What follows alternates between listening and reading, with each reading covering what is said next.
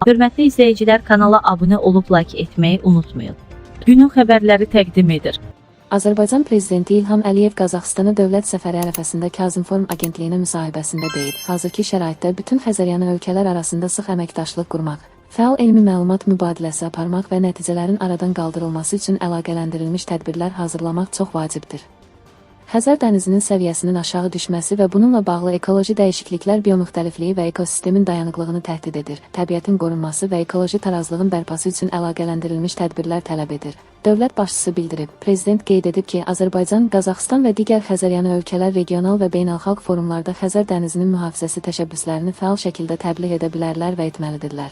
Artan transmilli ekoloji risklər fonunda Xəzər artıq sadəcə su hövzəsi deyil və bizim ortaq məsuliyyətimizin və birgə fəaliyyətin zərurliyinin simvoluna çevrilir.